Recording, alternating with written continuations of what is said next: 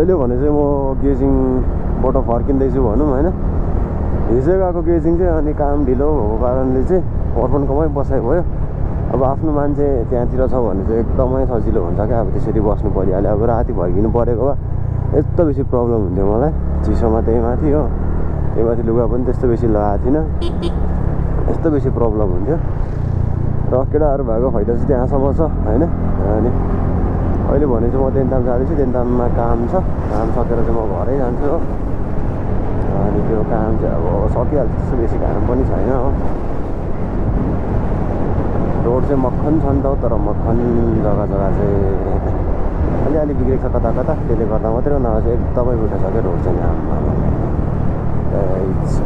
यसरी यस्तो बाटो कुद्नु पायो भने पो मजा आउँछ त होइन र। के हो र गाइजहरू, यो ओह्रालो जाए पनि मजा आइदिन्छ गाडीतिर। ओह्रालो उकालो गाडीमा पनि मजा आउँछ कुद्नु चाहिँ। 65हरू जाँदो रहेछ अन्त। र तेल चाहिँ पिलिक पिलिकमा झरेको छ। पोलिटिकल फ्ल्याग यहाँतिर त बगरै भइसकेको छ नि त। अनि यो देन्तामको पुलहरू त खै के पुल भन्छ यसलाई हो, पुरै बगर भइसकेको छ। त्यो पहिलाको फ्लड पनि आयो, प्लस अनि यहाँनिर ढुङ्गा कोट्याउँदो रहेछ अहिले चाहिँ। त्यसले गर्दाखेरि फेरि पानी आयो भने अझै खनिएर जान्छ होला के हो, जहाँसम्म मलाई लागेको छ। किनभने ठुल्ठुलो ढुङ्गाहरू अलिअलि भए पनि सेफ हुन्थ्यो, त्यो डल्लै फुटाएको छ नि त। त्यो फुटाउनुको कारणले चाहिँ तपाईँको त्यो जुन चाहिँ पानीको फोर्स छ त्यसले कोट्याइहाल्यो नि त होइन। अनि अझै खदालिन्छ जस्तो लागिरहेको छ मलाई। टर्निङतिर बिना हरन निक्ल्यो भने त यहाँ त क्राइम मानिन्छ। त्यसै कहाँ भन्छु, हरन चाहिँ लगाएरै निक्लिनुपर्छ टर्निङतिर जस्तै हुँदा पनि। म चाहिँ त्यही भन्छु, गाडी कुदाउँदा पनि त्यसरी नै कुदाउँछु। एक हरन बिना चाहिँ म टर्निङतिर निक्लिँदिनँ। बरु हरनहरू छैन भने म चाहिँ गाडी कुदाउँदिनँ होइन। प्रब्लम हुन्छ नि त। अनि हरन बिना कसरी कुदाउनु गाडी होइन, त्यो पनि यस्तो हिली एरियाजतिर चाहिँ गाह्रो पर्छ। अब हाइवेतिर भएको अब यो 2 लेनहरू हुन्थ्यो होइन।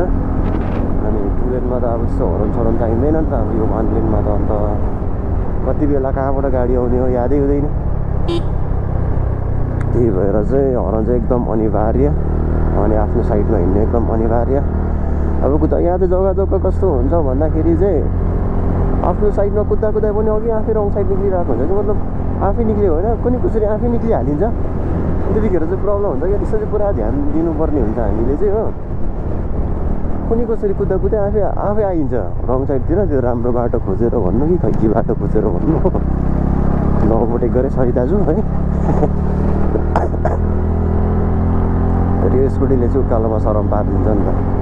कुद्दिँदै के अरे उकालोतिर त फेरि ओह्रालो र त्यहाँ चाहिँ भेट्दैन हो।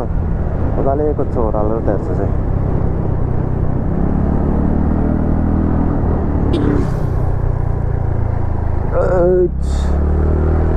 तेल त अहिले आएर हालौँ होला।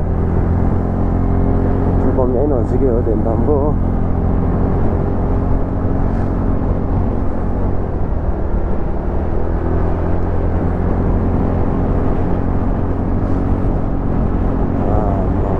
यो देन्तामको यो रोड चाहिँ सबैलाई मनपर्छ जस्तो लागेको छ मलाई। जहाँसम्म अलिकति भए पनि सिधा छ होइन, मजा कुद्छ एकछिन त। त्यहाँबाट त फेरि त्यही हो नि, बाटै त कुद्ने बाटै त छैन अन्त कहाँ कुद्नु। मिलिक टर्निङ आइहाल्छ। अन्त देन्ताममा चाहिँ फेरि मजाले काम चलिरहेको छ नालीको। तर कहिले कम्प्लिट हुन्छ, कम्प्लिट भएपछि राम्रै हुन्छ होला होइन। देख्न सक्नुहुन्छ काम दामी चलिरहेछ।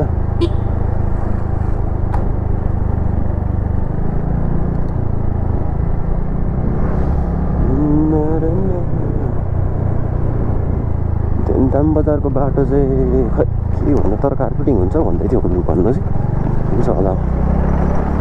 अब त कम्ता प्रब्लम गराउँदैन अन्त यो बाटोले गर्दाखेरि। देउरालीमा बतास चल्यो, देउरालीमा बतास चल्यो,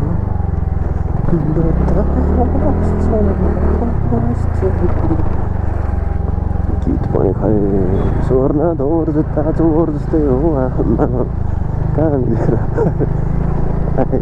जय श्री राम। यो बानी मेरो मात्रै हो कि तपाईँहरूको पनि हो? मन्दिर आएपछि यसरी हल्का ढोक्ने होइन।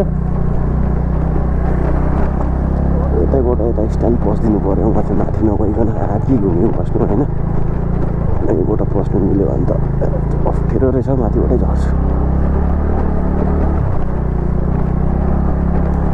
पिसाब आएर फेरि